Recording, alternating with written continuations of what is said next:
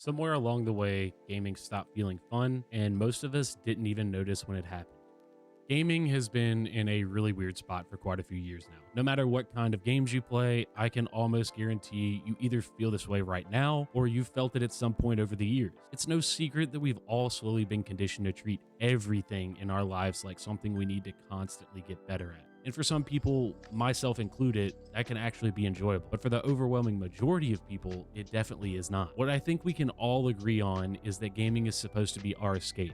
And we're all escaping different parts of our lives, stuff we just don't want to deal with in that specific moment. Between current geopolitical situations, the crushing weight of the economy, and whatever the hell else I've personally had going on, it's really forced me to take a step back and reevaluate different aspects of my life. I came into 2026 with this grand idea that I was going to be reviewing games and that I needed to upload one video per month to stay consistent. And what I realized pretty quickly was that I was doing the thing again.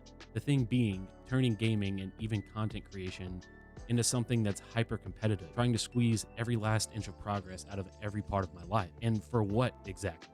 Honestly, I don't fucking know. What I do know is that I'm tired of caging myself into specific genres, franchises, and communities. So I've decided that from 2026 and forward, I want to explore gaming however I see fit. No planning around content, no chasing new releases, no worrying about what everyone else is paying attention to this month. That said, I still need to hold myself accountable somehow because that's just the kind of person I am, and that's where these videos are coming into play. I still want to create content, but I don't want content to prevent me from actually experiencing things that I find enjoyable. So toward the end of every month, I plan to upload a video just like this, recapping my journey and sharing my experiences. And honestly, a big reason I want to do this is to show people, especially people who only play those hyper competitive PvP games, that there is still a lot of joy found in other genres and titles as well. Because for the past 10 plus years, I have been that exact person.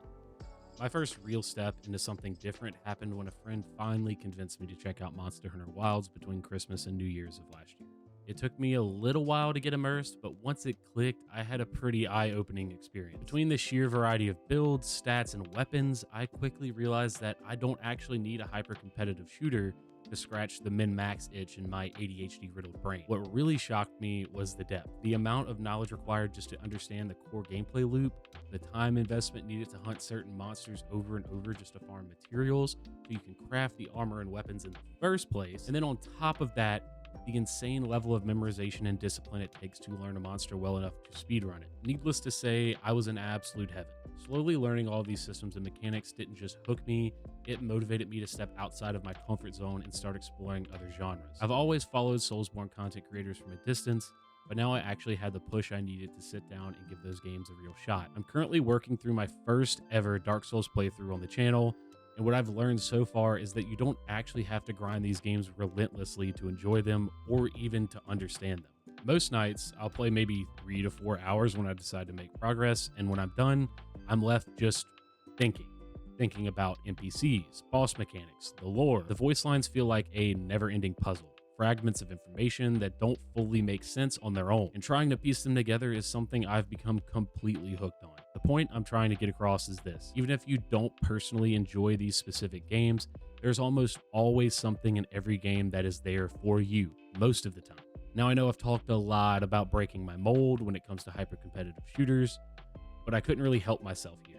I've also become completely addicted to Valve's upcoming third-person MOBA hero shooter, Deadlock. Now, I know some of you might feel the urge to click off the video at this point, but it's really important that you hear this next part.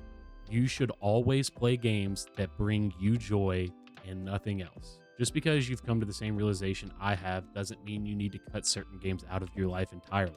And I think the reason I've fallen so hard for Deadlock is because it takes me all the way back to my first experience with CSGO. I felt like a fish out of water trying to climb a mountain. I understood all these high-level concepts on paper, but when it came to actually executing them in-game, it was a non-stop struggle until one day it just wasn't anymore. Over the years, most of my shooter knowledge has just transferred from game to game, and honestly, that's what's made a lot of the new FPS releases feel very stale for me.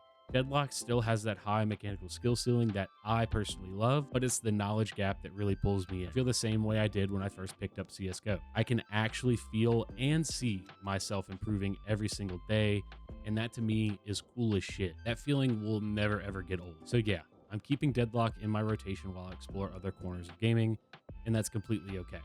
In this day and age, I think it's insanely important to do whatever makes you feel happy. Your enjoyment shouldn't be held hostage by whatever the most popular game is at that moment. If you want to play a game with 250 active players because you genuinely think it's good, then by all means, play the fuck out of it. I'll leave you with this. I challenge you to spend 10 to 15 hours this month playing a game you've never touched before. Don't watch a guide. Don't read 15 articles telling you how you're supposed to play it. Just pick it up because at some point you saw a trailer and said, hell fucking yeah, dude, that looks cool. I promise it's going to do you some good.